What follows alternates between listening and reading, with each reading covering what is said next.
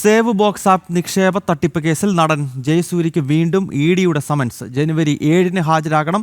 Save box ഉടമ സാത്വിക് റഹീമിന് ഉന്നത ബന്ധങ്ങളുണ്ടെന്നും വിവരമുണ്ട്. Cinema താരങ്ങൾക്കൊപ്പം രാഷ്ട്രീയ നേതാക്കളും സ്വാതികിന്റെ അടുത്ത സുഹൃത്തുക്കളാണ്. വിവരങ്ങൾ ജിജീഷ് കരുണാകരനാണ് നൽകുന്നത്. ജിജീഷ്, ആദ്യഘട്ട ചോദ്യം ചെയ്യൽ കഴിഞ്ഞ ദിവസം കഴിഞ്ഞിരുന്നു. അതിൽ ലഭിച്ച വിവരങ്ങളുടെ അടിസ്ഥാനത്തിൽ വീണ്ടും ജയസൂര്യയെ ചോദ്യം ചെയ്യാൻ ഒരുങ്ങുകയാണോ? ജനുവരി 7-ന് ഹാജരാകണമെന്നാണോ ഈ നോട്ടീസിൽ പറയുന്നത്?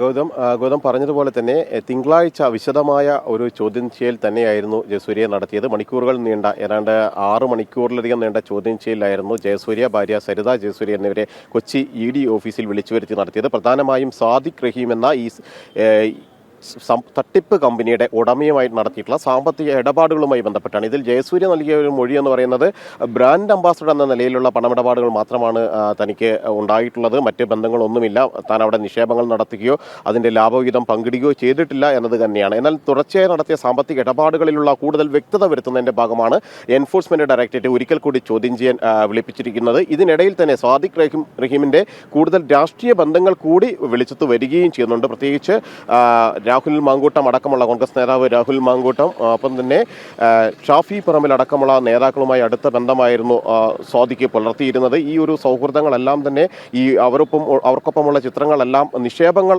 സമാഹരിക്കുന്നതിനടക്കം ഉപയോഗപ്പെടുത്തി എന്ന് തന്നെയാണ് മനസ്സിലാകുന്നത്. പല ആളുകളോടും വലിയ നിക്ഷേപങ്ങൾ ആവശ്യപ്പെടുമ്പോൾ പല മടങ്ങ് ലാഭം വാഗ്ദാനം ചെയ്തു. ഇതൊരു ലേല ആപ്പാണ്. കേരളത്തിൽ തന്നെ ഇത്തരത്തിൽ ആദ്യമായിട്ടാണ് ഒരു ലേല ആപ്പ് ഇൻട്രൊഡ്യൂസ് ചെയ്യുന്നത് എന്ന് വ്യക്തമാക്കുകയും 5000 മുതൽ 25000 രൂപ മുതലും 5 ലക്ഷം മുതൽ 25 ലക്ഷം രൂപയും വരെ നിക്ഷേപിച്ചാൽ അതിന്റെ പല മടങ്ങ് ലാഭവീതമായിരുന്നു ഈ സ്വാതിക്ക് വാഗ്ദാനം ചെയ്തിരുന്നത്. ഉന്നത ബന്ധങ്ങൾ കാണിച്ചാണ് പല ആളുകളെയും വിശ്വസിപ്പിച്ചിരുന്നത്. തന്റെ വലിയ ബന്ധങ്ങളുള്ള ആളാണ്, തട്ടിപ്പുകൾ നടത്തില്ല, അങ്ങനെ വിചാരിക്കേണ്ട കാര്യമില്ല എന്നെല്ലാം പറഞ്ഞ് വിശ്വസിപ്പിച്ച ശേഷമാണ് ആളുകളിൽ നിന്ന് പണം വാങ്ങിയത്. 20 കോടിയോളം രൂപ സ്വാതിക്ക് ഇത്തരത്തിൽ പിരിച്ചതായും അന്വേഷണ സംഘം കണ്ടെത്തി. ആദ്യം സംസ്ഥാന പോലീസ് അന്വേഷിച്ചു. അതിനുശേഷം ഇതിലെ കള്ളപ്പണ ഇടപാടുകളിൽ കൂടി വിശദമായ ഒരു അന്വേഷണം വേണം എന്നതിന്റെ അടിസ്ഥാനത്തിലാണ് എൻഫോഴ്സ്മെന്റ് ഡയറക്ടറേറ്റ് ഈ കേസ് ഏറ്റെടുക്കുന്നത്. 2023 സംസ്ഥാന പോലീസ് സ്വാതികിന്റെ അറസ്റ്റ് രേഖപ്പെടുത്തിയിരുന്നു. അറസ്റ്റിലായതിനു ശേഷം ഇയാൾ റിമാൻഡിലടക്കം തുടർന്നിരുന്നു. എന്നാൽ ഇപ്പോഴും പ്രധാനപ്പെട്ട കണ്ണികളിലേക്ക് അന്വേഷണം എത്തിയിട്ടില്ല.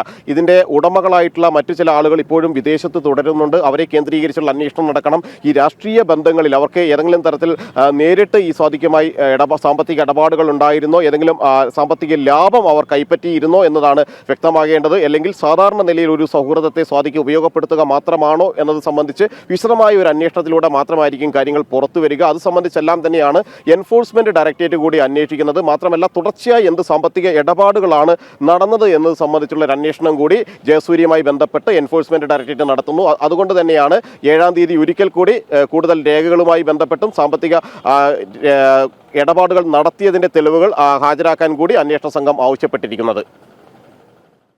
Okay Jijeesh, save box app തട്ടിപ്പുമായി ബന്ധപ്പെട്ട് വീണ്ടും ജയസൂര്യയെ ചോദ്യം ചെയ്യാൻ പോകുകയാണ് ഇഡി.